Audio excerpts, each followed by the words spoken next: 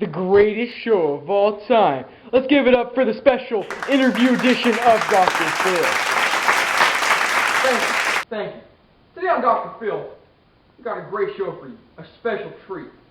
8-time Olympic medalist for speed skating, Apollo and ohno. Let's give it up for Apollo.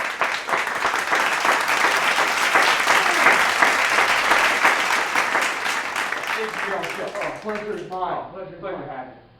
So take a seat. We'll get started. Yeah, for sure.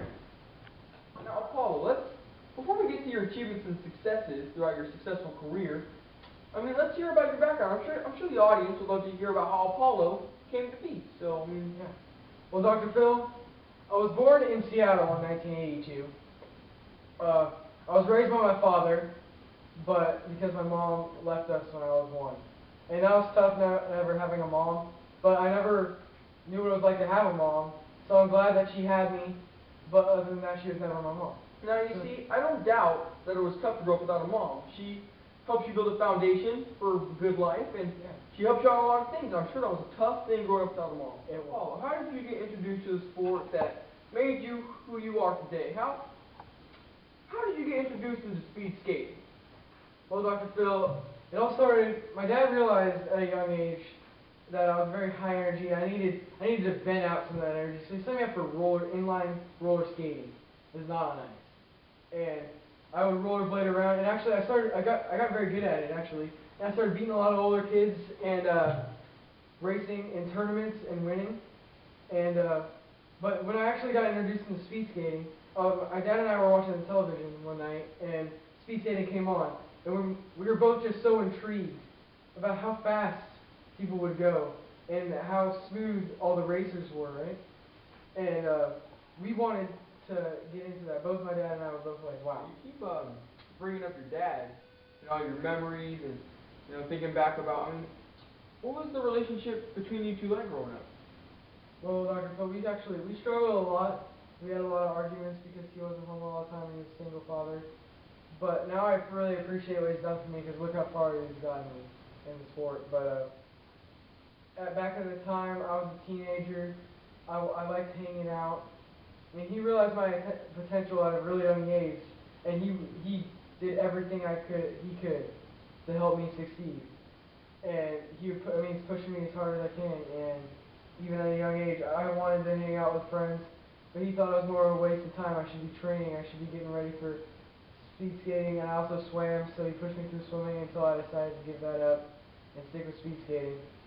But actually, by the time I was going into high school, I got invited to go train in Lake Placid, New York for it's the U.S. junior team, and I did not want to go at all.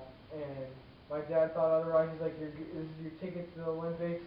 This is what we've been waiting for.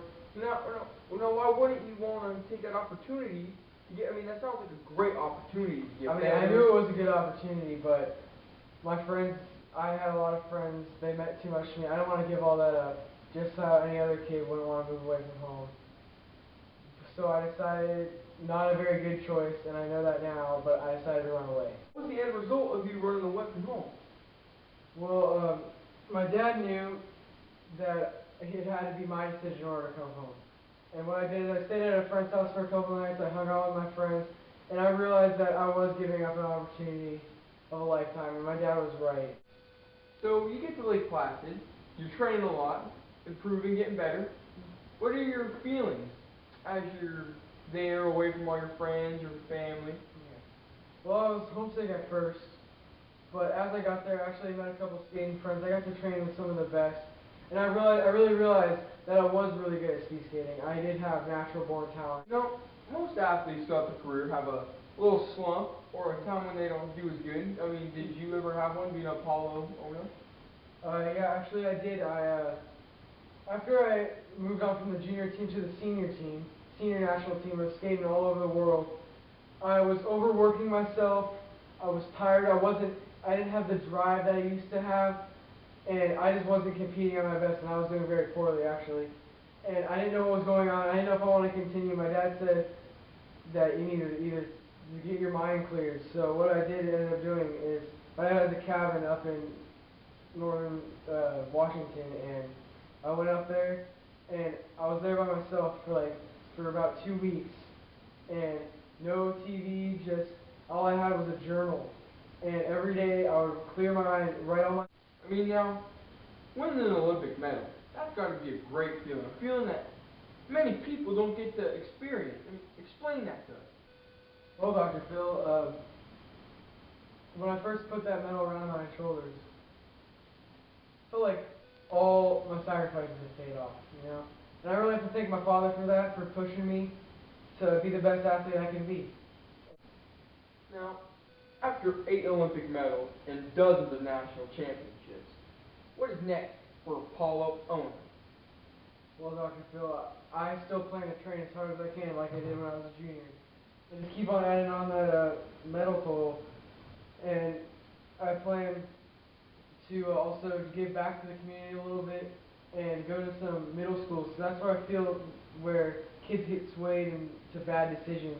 That's around the age that I feel like. And I tried to stay out of there as best I could, but it was still tough for me. And I feel like I want to inspire some kids. So I'm going to go talk to some middle schools, and my goal is to be the best speed skater of all time. You know what? That's a great attitude. And, you know, we're running out of time here. But Paulo, thank you for everything you do. Thank you for coming on the show and inspiring people Thank you, day by day. You know, Apollo's got a great life, and you at home can learn more about it by ordering A Journey by Apollo Anton Ohno. Next up on Dr. Phil, 2 crack addicts.